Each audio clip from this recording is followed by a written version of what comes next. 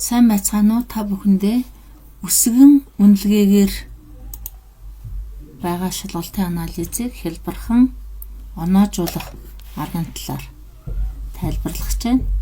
За энэ 7 дүн гэсэн хэсгийн файлыг нээ. За ингээд энд бол өсгөн үнэлгээгээр байгаа шалгалтын анализ байна. Энийг бид нар оноожуулъя. За энэний тулд хамгийн нэгдүгээр чухал зүйл юу вэ гэхээр зөв хариуг нь хамгийн дээд талд нь оруулж өгөх шаардлагатай. Зөв хариуг заавал оруулж өгнө.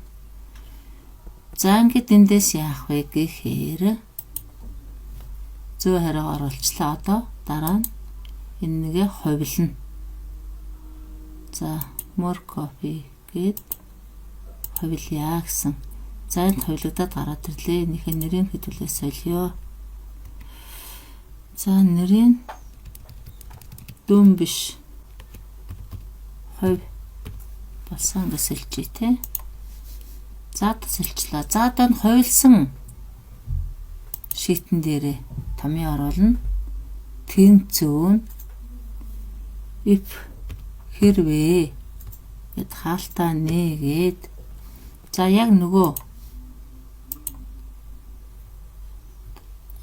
и багны 3 дугаар мөртийн адилхан бол гэх те. Адилхан байх юм бол гэж хэлтүүлээ. Ийм байвал 1 оноо үгүй болоо тэг оноо өгнө гэд. Гэхдээ за энэ эхнийх нь биш сүүлийн баг нь мөрийн завсарт долларын тэмдэг оруулж өгье.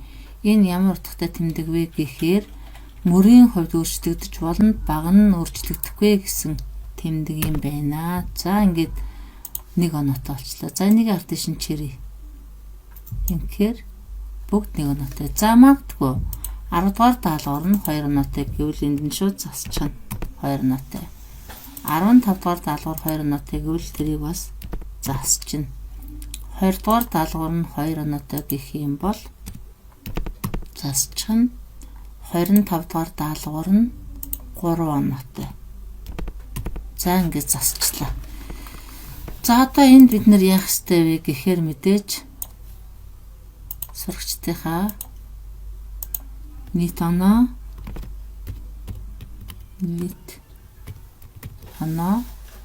гүйцэтгэлийн хувийг гаргана те. Сурагч бүрээрээ гүйцэтгэлийн хувь гаргая. За тэхийн тулд төлөө энэ хоёрыг нуглая. За энэ артл нугасаа орохгүй байна. За энэ артишээ томьёо оруулахад гараар оруулна. Тэгвэл энэ давхар томьёо орохгүй байгаа. За ингээд shift нэмэхэд дараад явна. За энэ дээр нэг зүйл анхаараарай. Юу вэ гэхээр нэг баг нь хаягдаж магадгүй. Тэ? Баг нь хаягдаж магадгүй учраас сайн анхаараарай. Гэхдээ гол нь бид нар юу ячдаг. За энэ хараа энэ хотлоо олж шүү тэ. T3 гээд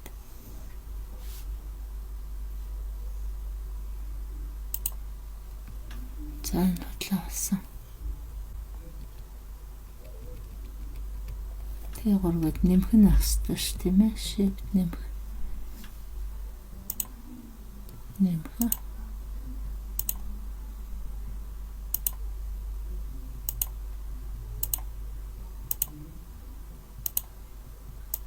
За ингээд бас харна. Энтер тарчна. За бид нэр хамгийн гол нь баг нь хаягцгийг яаж мэдэх вэ гэхээр өөрсдөө энд яасан. Юугаа мэдчихэж байгаа ш. Хэдэн оноотой шалгалт авч байгааг мэдж байгаа штэ. Тийм болохоор ингээд артишээ нийт оноо мөн зөв гарч ийн үгүй. Бид нэр ингээд 100% оруулсан шалгалтын хариуг оруулсан учраас мэдчихэе гэсэн үг. За гүйцэтгэлийн хувиа бодъё. Тэнцүүн. За энийг хуваах нь хэдий 30 оноо. Нийт оноо мөн 30 учраас тийм ээ. За ингээд зурагчдынхаа анализ хийхэд дөхөн байх болов уу гэж орууллаа. Та бүхэндээ баярлалаа. Сургалтанд ашиглаарай.